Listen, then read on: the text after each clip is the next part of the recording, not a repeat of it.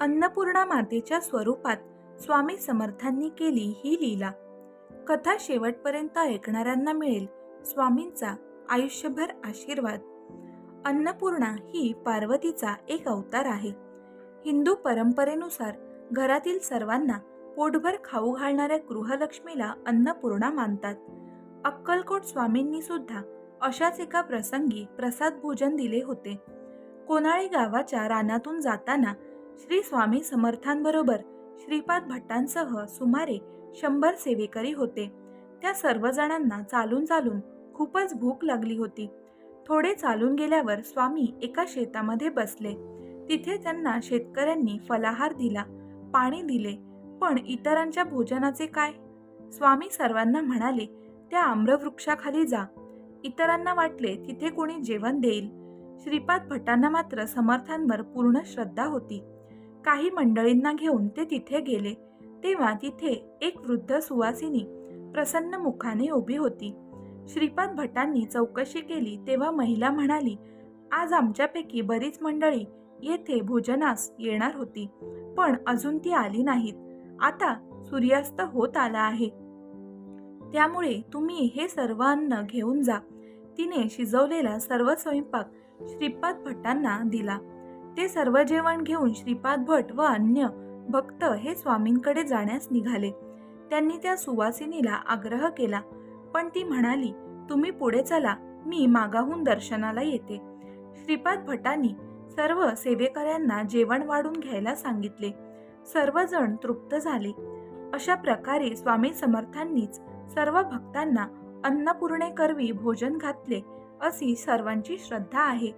श्रीपाद भट यांच्यासारखे भाग्य फार कमी लोकांना मिळते, ज्यांना अन्नपूर्णा मातेचे प्रत्यक्ष दर्शन घेण्याचे भाग्य मिळते.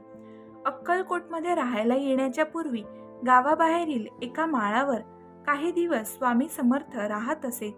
तिथे येणाऱ्या एका गुराख्याच्या पोराला, तुझ्या गावात येऊ का, असे स्वामी विचारत असत. 2 दिवस त्याने काहीच उत्तर दिले नाही. तिसऱ्या दिवशी तो या म्हणाला. तसेच स्वामी त्याच्या पाठोपाठ त्या गावामध्ये निघून गेले. याप्रमाणे अक्कलकोटामध्ये श्री गुरूंची ओळख प्रथम गुराख्याच्या मुलाशी झाली होती. अक्कलकोटमध्ये आल्यानंतरचेच स्वामींचे चरित्र हे उपलब्ध आहे. त्यापूर्वीचे काही विशेष उपलब्ध असे नाही. एकदा स्वामी अक्कलकोटला त्यांचे एक आद्य भक्त चिंतोपंत टोळ यांच्या घरी असताना वसंत ऋतूमधील एका मध्यरात्री अंगणामध्ये स्वामी विश्रांती करत लेटले होते. तेव्हा स्वामींना गाण्याची लहर लागली व गोरे रूप तुझे तुझला पाहिले सात ताल माडीवर ही जुनी लावणी स्वामींनी पूर्ण म्हणून दाखवली. ती ऐकून पण त्यांना नवल वाटू लागले. ते म्हणाले, महाराज, आपण पूर्वाश्रमात गृहस्थ होता असे वाटते. आपली जात कोणती, आपले आई वडील कोण? स्वामींनी चटकन उत्तर दिले, आमचे जात चांभार, आई महारीण व बाप महार आहे. असे म्हणून महाराज पोट धरून मोठ्या मोठ्याने हसू लागले. अक्कलकोटमध्ये एक म्हातारी सोनारीण वेडसर दिसे, पण तिला स्वामींची भाषा इतरांपेक्षा जास्त कळत असे. एकदा तिच्या समोर महाराजांना एका कलापाने प्रश्न विचारला की, स्वामी, आपण नेमके कोण आहात? त्यावेळी स्वामी समर्थ म्हणाले, मूळ पुरुष दत्तनगर आणि वडाचे झाड. हे ऐकून ती म्हातारी म्हणाली, वटपत्र शयनी मूळ पुरुष दत्तात्रय रूपाने अवतरले आहेत.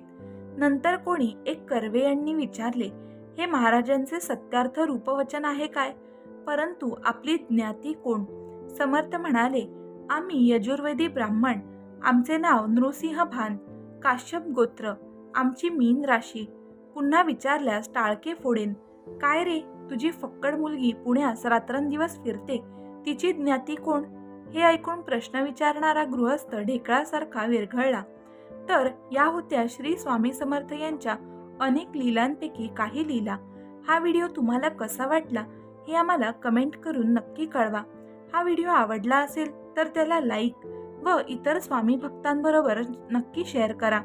त्याचप्रमाणे तुम्ही आपल्या कथामंथन या चॅनलवर जर नवीन असाल तर लगेचच चॅनलला सबस्क्राईब करून टाका आणि बेल आयकॉनवर क्लिक करायला विसरू नका, जेणेकरून नवीन व्हिडिओ जेव्हा आपल्या चॅनलवर येईल तेव्हा त्याची माहिती सर्वात आधी तुम्हाला मिळेल.